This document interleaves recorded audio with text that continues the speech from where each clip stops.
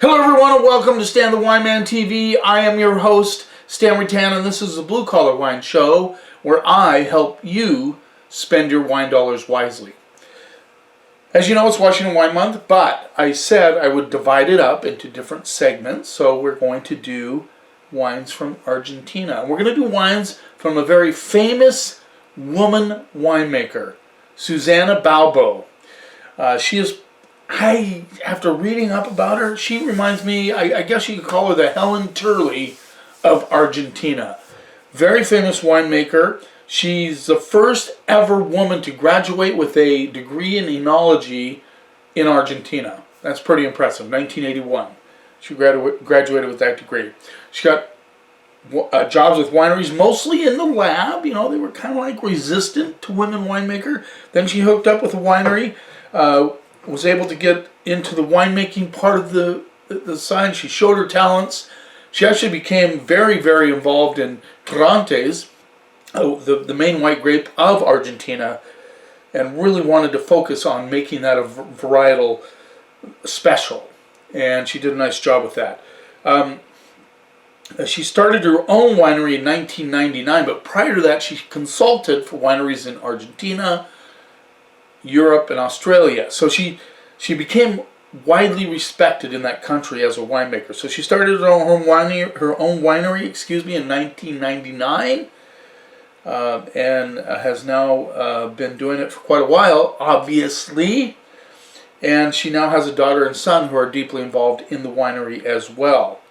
I'm always curious to ask. I'm not going to give my opinion this time. I've given my opinion several times about why Malbec is falling off the charts a little bit, especially where in my area, Malbec used to just fly out the door. Now it kind of struggles. It reminds me a little bit of Australia's Shiraz. You know, Shiraz is hard to sell now. Used to be on fire. You could stack Shiraz on the floor and boom, gone, boom, gone, boom, gone. My Australian wine set has shrunk quite a bit, and my Argentinian wine set is growing in different categories, blends and cabs and Carmenere. Those are things that I have, well, Carmenere mainly from Chile, but there are some Carmenere from Argentina. Tannins. So those are different areas I'm going with the wines from Argentina. I love Malbec if it's done correctly.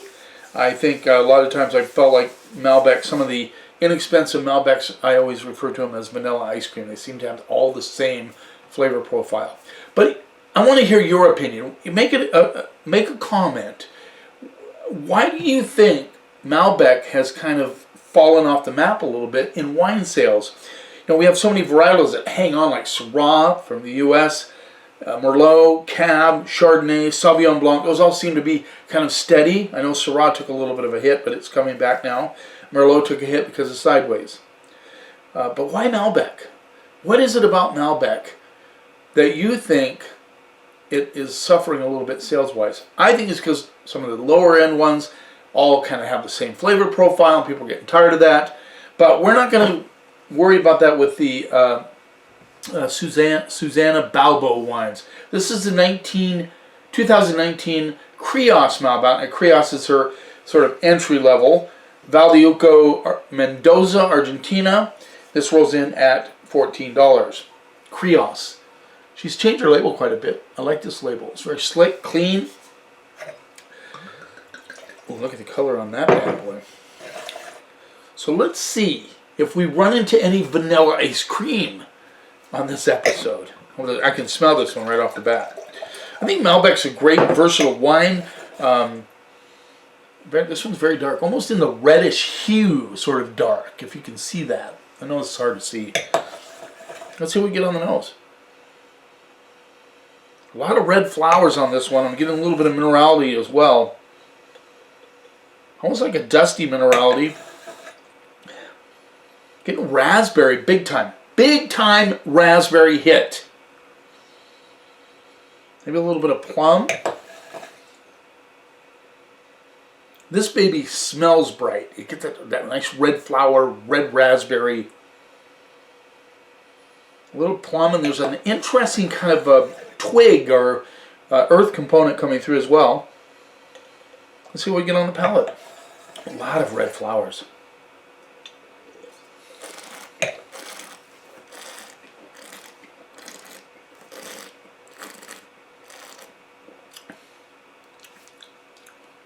This is not vanilla ice cream, guys.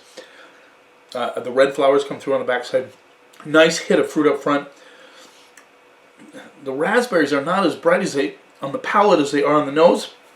But I get the raspberry, I get the plum. I get a little bit of tobacco, which I like. Good complexity on this wine. Nice flow across the palate. The tannins they're sturdy, but they're very, very approachable.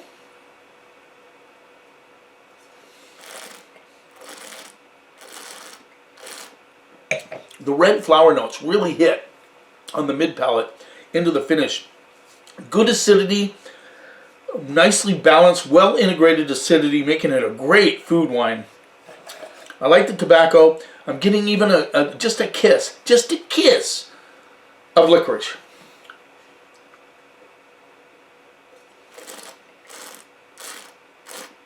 And then those earth notes, I mentioned the bark kind of twig thing, come through on the mid palate with the red flowers into the finish. Very, very savory on the finish. Nice wine, very solid Malbec. Now, you have to admit that there's a lot of Malbec out there that run in the under $12 category, and I think those are the ones that are kind of losing the thunder. So maybe, just maybe, step it up a little bit. I know Catania Malbec does really well. There's the Uno Antica Malbec that does really well. So yes, step it up a little bit. People may go for that. Maybe it's just that kind of $10 to $12 category that's people are getting tired of. I don't know. I want to hear your comments on that. I like this Malbec. I think it's well made, good integration, good food wine. I'd have this with burgers, steak, lasagna. This would be great with all of those things. This would be a good pizza wine because the tannins aren't too heavy.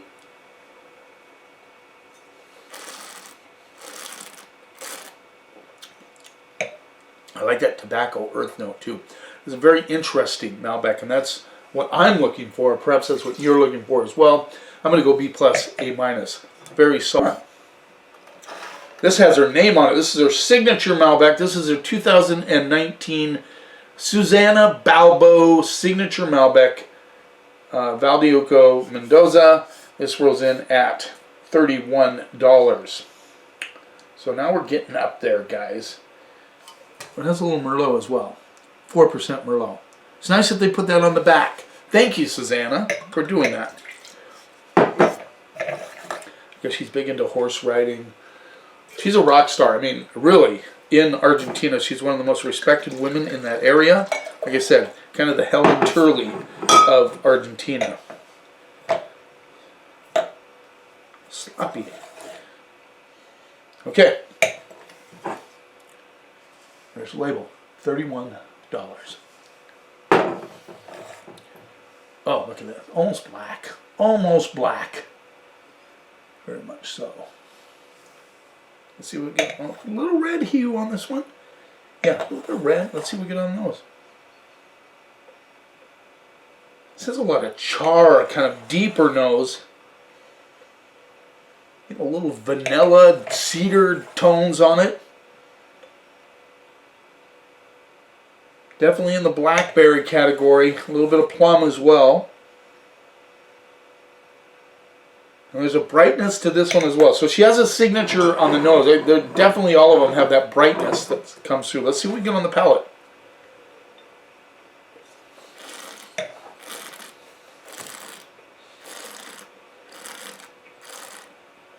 Okay.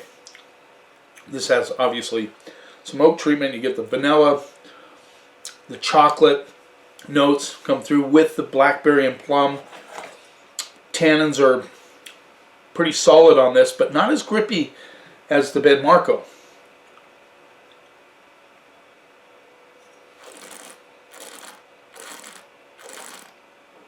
I get that kind of, I don't know how to describe it other than a little bit of that alfalfa hay thing going on up in the mid palate, which I think is very common for Malbec in certain at certain levels. A lot of tobacco coming through as well. This has meaty tannins, good balanced, nicely integrated elements. The tannins, acidity, and fruit are all kind of nicely integrated with that nice savory element of the earth, a little bit of char. Yeah. And then that kind of interesting alfalfa thing that comes through.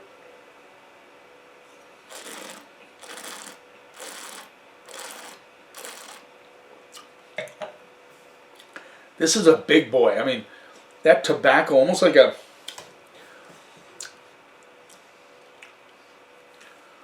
Yeah. I almost want to say like tobacco that's been, a little bit, smoked a little bit. Like maybe a cigar tobacco after it's been put out.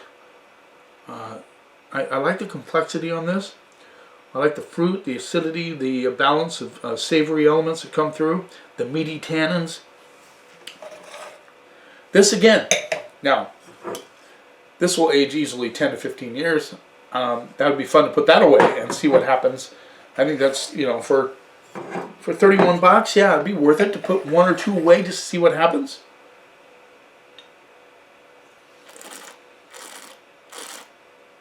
Red flower notes too. Hit on the mid palate into the finish. A little red and purple. Let's say red and purple flowers. Boy, that would be so good with a prime rib or a ribeye. That'd be really good. Good steak wine. Beautiful steak wine. In fact, you would need that protein to break down the elements of this wine. This has great potential, and I think it's very approachable now, but it's not showing all its stuff yet. It's kind of a baby.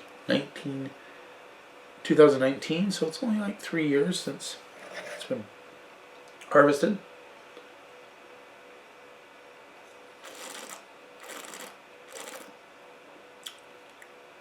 So these are interesting. Malbecs are definitely not vanilla ice cream.